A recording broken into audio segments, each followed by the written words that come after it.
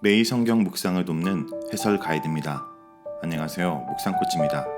함께 읽고 나누는 말씀은 고린도전서 10장 14절에서 11장 1절까지 말씀입니다. 어설픈 지식은 매우 위험합니다. 고린도 교회의 문제는 피상적인 지식을 자랑하면서 복음의 더 깊은 진리를 깨닫지 못하는 데 있습니다. 참된 하나님은 한 분이며 우상은 아무것도 아니라는 그들의 기독론적 지식은 옳은 것입니다. 그러나 그 지식에 근거한 그들의 판단은 잘못된 것입니다. 우상의 음식을 아무렇게나 먹는 그들에 대해서 우상의 음식을 먹는 것이 우상 숭배가 될 수 있다는 것을 두 가지를 예를 들어 사도 바울은 설명합니다. 그리스도인들이 성만찬에 참석하는 것이나 유대교의 제사장들이 성전의 제물을 먹는 것은 그냥 음식을 먹는 것이 아니라 주의 몸에 참여하고 제단에 참여하는 것입니다. 그러므로 우상의 음식을 먹는 것도 우상에게 참여하는 것이 된다고 이야기를 합니다. 자, 그러면 10장 14절에서 22절에 읽겠습니다. 그런즉 내 사랑하는 자들아 우상 숭배한 일을 피하라. 나는 지혜 있는 자들에게 말함과 같이 하노니 너희는 내가 이르는 말을 스스로 판단하라. 우리가 축복하는 바 축복의 자는 그리스도의 피에 참여함이 아니며 우리가 떼는 떡은 그리스도의 몸에 참여함이 아니냐. 떡이 하나요 많은 우리가 한 몸이니 이는 우리가 다 한 떡에 참여함이라. 바울은 우상 숭배를 피하라고 직설적으로 말하므로 성도들이 우상 숭배하는 자들이라고 선언하고 있습니다. 바울이 이렇게 단언하고 명령할 수 있었던 근거는 우상의 제물에 관하여 8장 1절에서부터 지금까지 설명한 것에 근거를 합니다. 고린도 교회 성도들의 문제는 그들 스스로는 자기 행위가 우상 숭배가 아니라고 주장하지만 사도 바울이 볼 때는 우상 숭배와 마찬가지라는 데 있습니다. 그러므로 우상의 음식을 먹지 말라라고 말하지 않고 단도직입적으로 우상 숭배하지 말라라고 명령합니다. 성도들은 우상의 신전에 앉아서 우상의 연회에 참석하면서도 자신들은 참된 하나님은 한 분밖에 없다는 지식을 가진 자들이므로 우상 숭배가 아니라고 생각했습니다. 오히려 그건 참된 연적 지식을 가진 자들만 누릴 수 있는 권리라고 생각하며 그렇지 못한 자들을 무시했습니다. 바울은 그것이 얼마나 잘못된 것인지 이미 설명했습니다. 특히 강야 백성들을 통해서 모형론적인 관점에서 설명하여 그러한 행위가 우상 숭배임을 충분히 증명했습니다. 강야의 백성들도 하나님으로부터 선택을 받고 은혜를 받아 이집트 바로 왕의 노예 상태에서 해방되고 구속된 자들이었습니다. 그들은 강야에서 기적적으로 신령한 음식과 음료까지 마신 자들이었습니다. 그런데도 우상 앞에서 먹고 마셨고 모압 여인들의 우상 숭배에 참여한 결과 멸망하고 말았습니다. 광야의 백성들은 하나님에 관한 지식이 없었던 것도 아니며 하나님을 섬기지도 않은 것도 아닙니다. 마찬가지로 고린도 교회 성도들은 우상 신전의 우상 숭배자들과 함께 우상의 음식을 먹고 마시는 것이 우상에 참여하는 것임을 알아야 했습니다. 사도 바울은 이제 그들 스스로 판단하라고 말합니다. 그들은 스스로 판단할 수 있을 것입니다.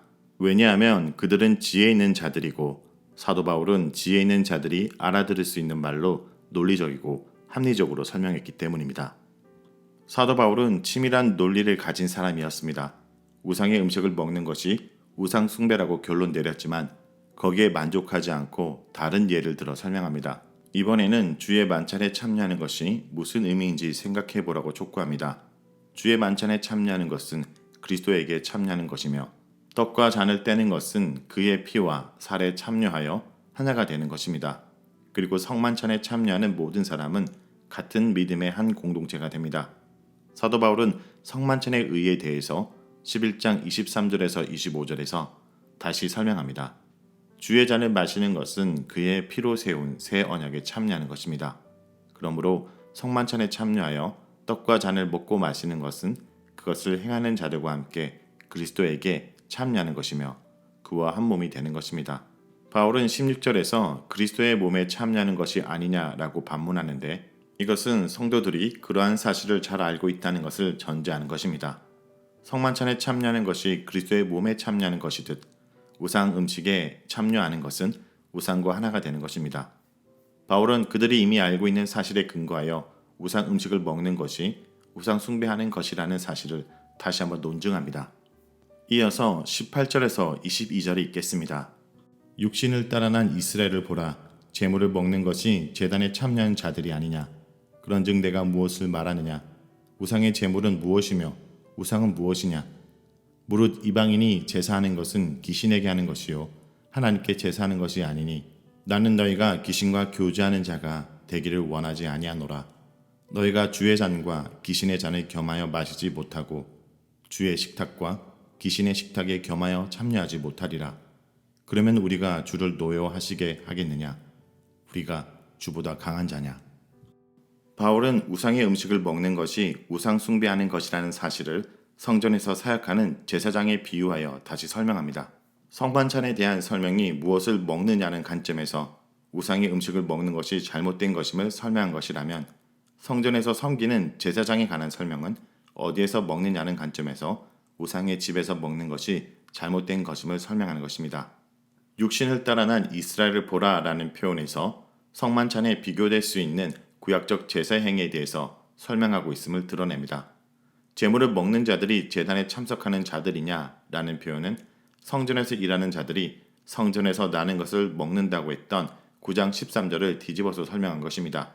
그리고 요점은 동일합니다. 성전의 제물을 먹는 사람은 성전에서 일하는 제사장들입니다. 이것은 고린도 교회 지식인들이 이방 신전에서 먹고 마시면서도 그것이 우상 숭배가 아니라고 한 것을 정면으로 반박하는 논리입니다. 사도 바울은 이제 그들에게 말합니다. 너희가 우상의 신전에서 먹고 마시는 것은 우상을 섬기는 이교 제사장들과 같은 자가 되는 것임을 알아야 한다고 말합니다. 그러므로 어디에서 먹느냐가 중요합니다. 우상의 신전에 앉아서 먹는 자는 이방 신전에 속한 자이며 그 우상을 섬기는 자가 되는 것입니다. 바울은 19절에서 이제 내가 하는 말이 무슨 뜻인지 알겠느냐라고 반문합니다. 고린도 교회 지식인들은 우상의 허구성을 지적하면서 우상은 존재하지 않는다고 말했습니다. 그런데 그것은 반만 맞는 말입니다. 참된 신은 한 분 하나님밖에 없으므로 우상은 아무것도 아니라고 주장하는 그들의 주장은 옳습니다. 우상은 신이라는 관점에서 생각할 때 신도 아니고 아무것도 아닙니다.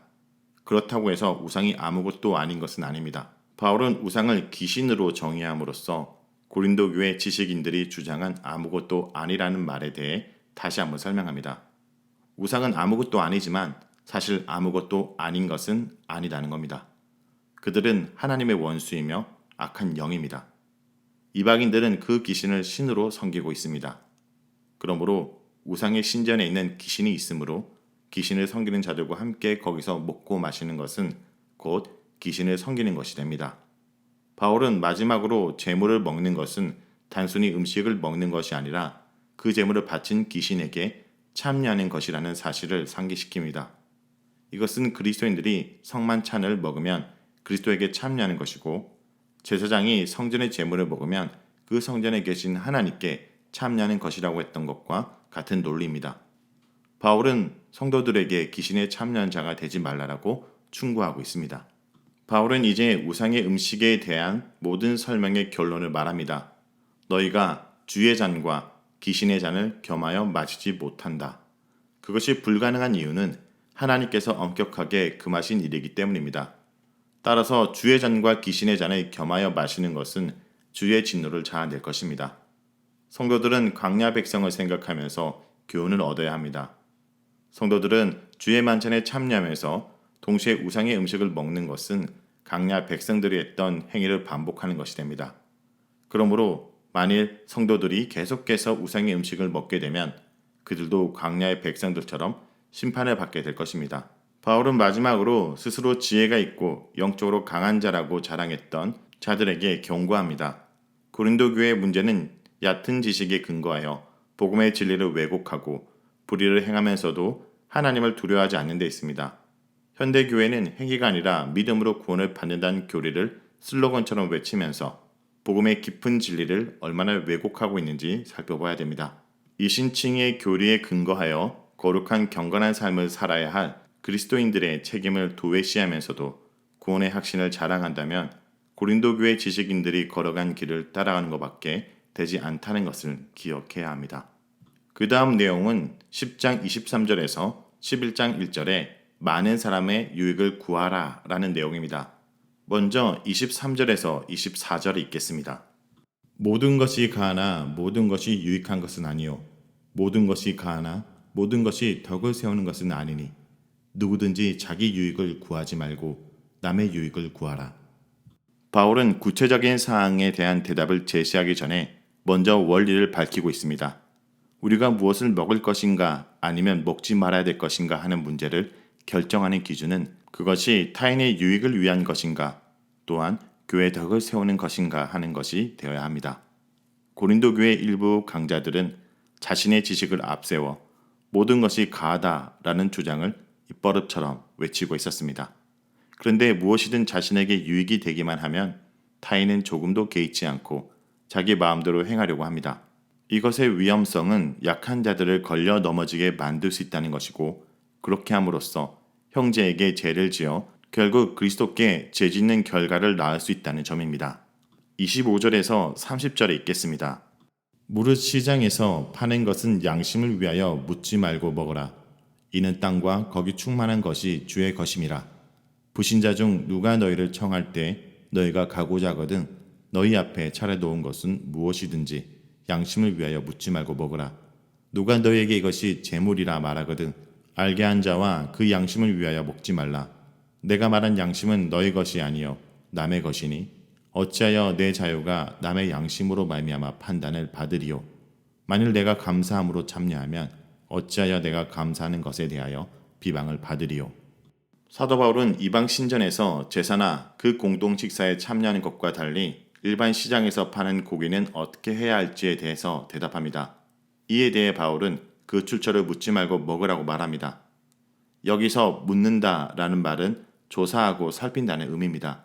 그리고 그렇게 하는 동기는 자기 양심의 평안을 위해서입니다. 이런 모습은 주로 유대인의 습관입니다. 바울은 그리스도인들이 이렇게 할 필요가 없다는 것을 분명히 밝힙니다. 또 그 이유를 26절에 밝히는데 이는 땅과 거기 충만한 것이 주의 것이기 때문입니다.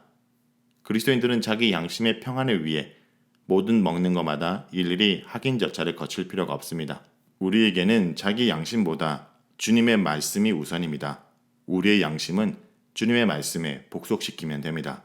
바울은 이번에는 신자가 이방인 불신자의 집에 초청을 받게 된 경우 그 대접하는 고기를 먹을 수 있냐는 질문을 다루고 있습니다. 여기에 대해서도 바울의 기본적인 입장은 묻지 말고 먹으라는 것입니다. 그런데 여기에 조금 더 복잡한 문제가 추가됩니다. 누군가가 이것이 재물이라고 밝힌 경우입니다.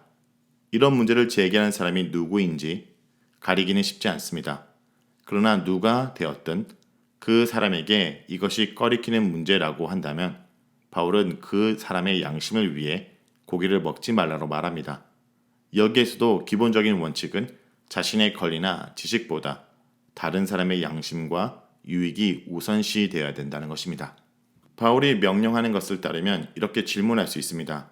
어찌하여 내 자유가 남의 양심으로 말미암아 판단을 받으리요? 아마도 이 질문은 바울의 지침에 의문을 품는 사람의 입장을 가상적으로 대변한 것으로 이해할 수 있습니다. 쉽게 말해 굳이 그렇게 할 필요가 있을까? 내 자유대로 행동하면 되지 무엇 때문에 남의 양심에 내 자유를 예속시킬 필요가 있느냐? 라고 물을 수 있는 것입니다. 바울은 여기에 대한 대답을 즉시 주지는 않습니다. 그 대답은 자명하기 때문입니다. 바울은 음식보다 다른 사람이 더 중요하다는 것을 누누이 밝혀왔습니다. 어쩌면 이 질문에 대한 반격 질문으로 바울은 30절에서 다른 질문 하나를 덧붙이고 있는 것으로 보입니다. 만일 내가 감사함으로 참여하면 어찌하여 내가 감사하는 것에 대하여 비방을 받으리요. 이미 바울은 땅과 거기 충만한 것이 다 주의 것임을 밝혔습니다. 바울에게는 자신이 취하는 것에 대해 욕먹지 않을 자유가 있습니다. 그러나 그는 자신의 자유보다 타인의 유익이 우선임을 이미 밝혔습니다. 이것이 사도 바울의 삶의 원칙이었습니다. 다음은 고린도전서 10장 31절에서 11장 1절까지를 읽겠습니다. 그런즉 너희가 먹든지 마시든지 무엇을 하든지 다 하나님의 영광을 위하여 하라. 유대인에게나 헬라인에게나 하나님의 교회에나 거치는 자가 되지 말고 나와 같이 모든 일에 모든 사람을 기쁘게 하여 자신의 유익을 구하지 아니하고 많은 사람의 유익을 구하여 그들로 구원을 받게 하라. 내가 그리스도를 본받는 자가 된 것 같이 너희는 나를 본받는 자가 되라. 바울은 이 모든 논의를 종결지으면서 다시 한번 원리적 측면으로 돌아오고 있습니다. 그 자신을 포함한 모든 그리스도인의 삶의 우선권이 무엇이 되어야 할지에 대한 점입니다. 바울은 그것을 두 가지로 요약합니다. 하나는 먹든지 마시든지 그 어떤 결정을 하든지 모든 일을 다 하나님의 영광을 위해 하라는 것입니다. 그리고 또 다른 하나는 모든 일을 나의 유익보다 다른 사람의 유익을 위해서 하라는 것입니다. 이 두 가지는 예수 그리스도의 십자가 순종 속에 집약되어 있습니다. 이 예수 그리스도와 일치된 삶을 사는 것이 모든 그리스도인들이 따라야 될 삶의 방식입니다. 우상 제물 문제에 관해 고린도 교회 강자들은 자기 추구의 모습을 버리지 못하고 있습니다. 이와 달리 바울은 십자가의 그리스도 안에 나타난 자기 희생의 삶의 길을 따라 그리스도의 닮은 꼴이 되려고 합니다. 이렇게 자신이 그리스도의 닮은 꼴이 되는 것처럼 고린도 교인들을 포함해 모든 그리스도인들을 향해 가감히 나의 닮을 꼴들이 되라고 요청하고 있습니다. 자, 여기까지가 고린도전서 10장 14절에서 11장 1절까지 말씀입니다. 오늘 말씀을 통해 우리는 무엇을 묵상하고 적용해야 할까요? 첫째, 우상 숭배를 피해야 합니다. 우상 숭배를 허용하지 말고 피하라고 호소합니다. 본인은 자유롭고 꺼리낌이 없다 해도 믿음이 약한 형제들을 실족하게 할 뿐만 아니라 자신도 버림을 당할 수 있기 때문입니다. 우상 숭배 문제가 만연한 곳에서 늘 보았기 때문에 그 유혹을 떨치기가 쉽지는 않을 것입니다. 하지만 피할 길을 알기에 감당할 수 없는 시험은 아니었습니다. 자신을 너무 가신하여 죄와 유혹을 너무 잘 허용하고 있는지 아닌지 돌아보기 원합니다. 또 문화와 간행을 말하면서 어쩔 수 없다 하기 전에 담대하게 단호한 태도를 보여줘야 됩니다. 여러분, 어떤 행위가 우상 숭배 경계선 안에 있는가 밖에 있는가를 토론하고 논의하기 전에 우상 숭배가 얼마나 악하고 위험한 것인지를 알아야 됩니다. 그리스도인의 잔을 나누는 것이 그리스도와 연합을 경고히 하는 성찬이듯 제물을 먹는 것은 그것이 상징하는 영적 실제와 가까이 가는 것입니다. 우상 제물을 먹는 것과 우상을 숭배하는 행위를 구별할 분별력이 없는 사람은 우상 제물을 먹는 것을 보면 우상 숭배한다고 생각합니다. 이것은 그에게 우상 숭배를 해도 되나 보다 라는 잘못된 판단을 심어주어 그를 우상에 사로잡힐 위험에 빠뜨리게 되는 것입니다. 우상 숭배는 귀신과 교제하는 일입니다. 우상 숭배의 마음으로 우상 제물을 먹었다면 그는 귀신에 참여하는 것입니다. 성도는 축복의 잔으로 그리스도의 피에 참여한 자가 되었고 축복의 떡으로 그리스도의 몸에 참여한 자가 되었습니다. 그러므로 그리스도에 참여한 자로서 귀신에 참여한다는 것은 상상조차 할 수 없는 일입니다. 개인의 거룩과 영광에 손상을 입힐 뿐만 아니라 교회가 영적으로 큰 상처를 입게 됩니다. 성도는 주의 잔과 귀신의 잔을 함께 마시지 못하며 주의 식탁과 귀신의 식탁에 함께 참여하지 못합니다. 우상 숭배는 단지 윤리나 도덕 규범을 어긴 것이 아닙니다. 성도의 존재를 혼란케 하는 중대한 제약입니다. 그러므로 우상 숭배가 무엇인지를 잘 판단해야 됩니다. 우상 숭배는 어떤 명분으로도 용납될 수 없습니다. 그것은 음행이나 주를 시험하고 원망하는 것 이상으로 가증스러운 일입니다. 이제 성도는 매 순간마다 우상 숭배의 여부를 판단해야 됩니다. 우상 숭배는 외형적으로 드러나기보다 마음속에 깊이 숨어 있는 경우가 많습니다. 하나님보다 더 선한 것이 있다면 그것이 눈으로 볼 수 있는 우상보다 더 강한 영향력이 있는 우상입니다. 그것은 돈이나 지식이나 권력이 될 수 있습니다. 그보다 더 원천적인 우상은 자기애적 욕망입니다. 그리스도의 몸과 피에 참여한 사람답게 자기애적 옛사람을 버리고 타자애적인 그리스도애적인 사람으로 변화된 삶을 살아가길 간절히 기도합니다. 둘째, 내 유익이 아니라 남의 유익을 구해야 합니다. 자유행사의 첫째 원리는 남의 유익입니다. 바울은 주어진 자유를 남용하지 말고 남의 유익을 위해 자유를 제한할 수 있어야 된다고 말합니다. 모든 것이 가능하지만 다 유익하거나 덕을 세우는 것은 아니기 때문입니다. 타인의 유익이라는 기준을 이룰 때 자유는 이기적인 방종으로 흐르기 쉽습니다. 내 유익만 생각하다 형제 자매를 넘어지게 한 경우가 없습니까? 오늘 내가 다른 사람을 위해 접어둬야 될 자유의 영역은 무엇입니까? 세상 모든 사람이 자신의 유익을 쫓아 살아갈 때 예수 그리스도처럼 하나님 나라와 그 백성들의 유익을 쫓아 살아가는 그리스도인이 되기 원합니다. 하나님 영광과 이웃 사랑이 오늘 내게 주어진 자유가 향해야 될 방향입니다. 성도 여러분, 오늘도 그리스도인의 자유는 하나님의 영광과 공동체의 유익과 복음 전파에 걸림돌이 아니라 디딤돌이 되어야 된다는 사실을 잊지 않길 간절히 기도드립니다.